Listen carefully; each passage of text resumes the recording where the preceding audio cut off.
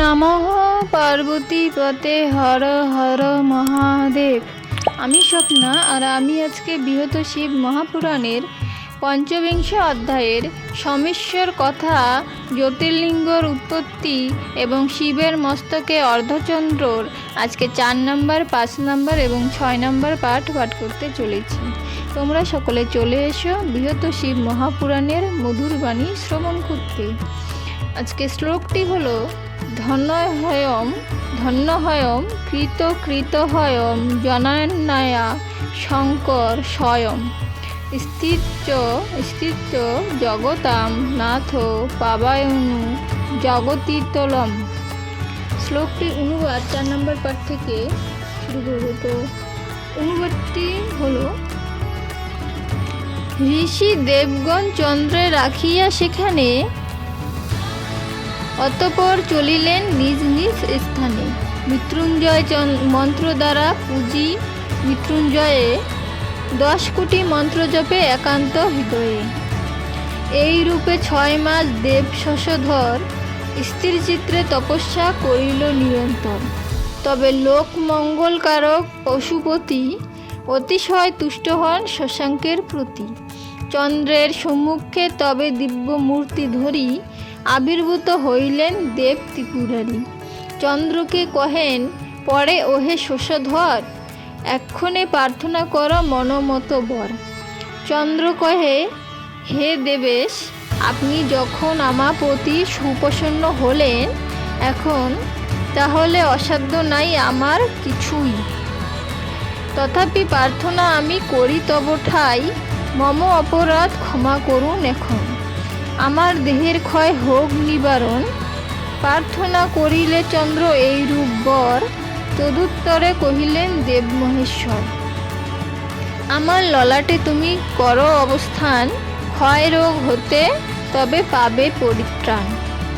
এত কহি শশাঙ্কে রাখেন নিজ শিরে, তাই শিব শশাঙ্ক শেখর নাম ধরে।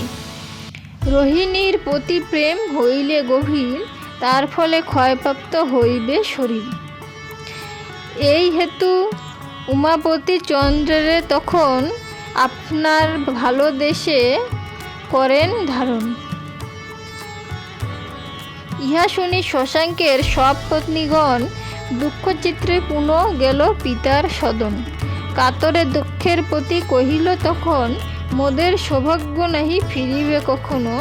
পতিরে আশ্রয় দেন দেব পঞ্চানন, তবে আমাদের হইল বিফল জীবন। এ ছাড় জীবন তবে ত্যাজিব আমরা, নতুবা উপায় পিতা করিবেন তরা।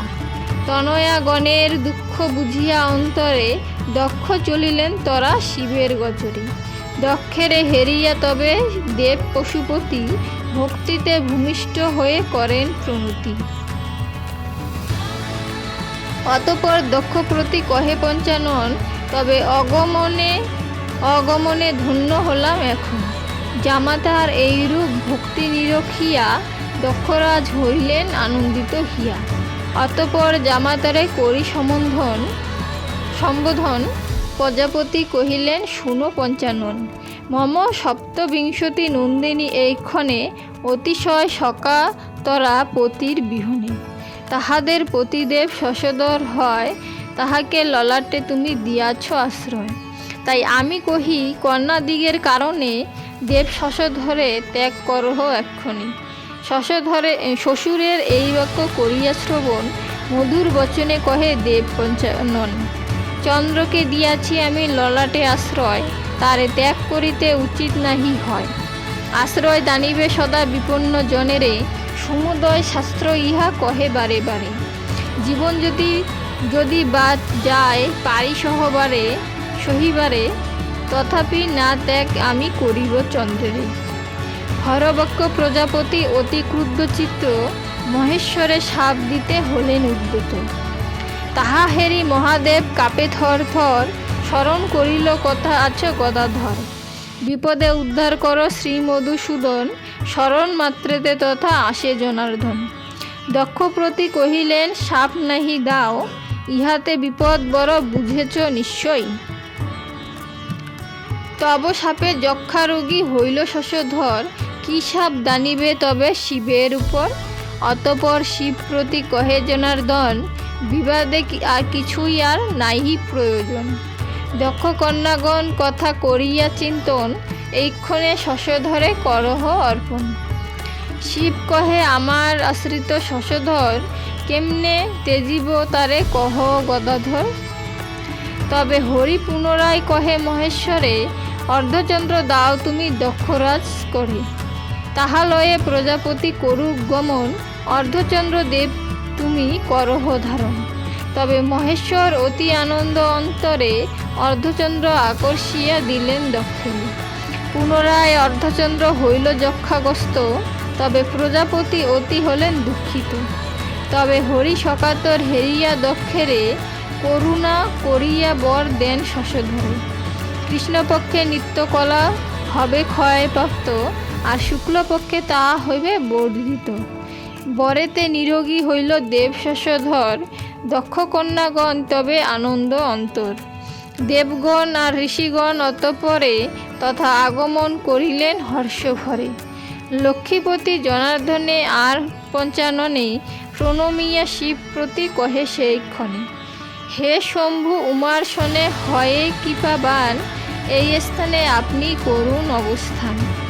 অনন্তর সোমদেব মন্ত্রের দ্বারায়, মহেশ্বরে প্রতিষ্ঠিত করেন শ্রদ্ধায়। নিরাকার হইয়াও প্রভু পঞ্চানন, তথায় সাকার রূপ করেন ধারণ।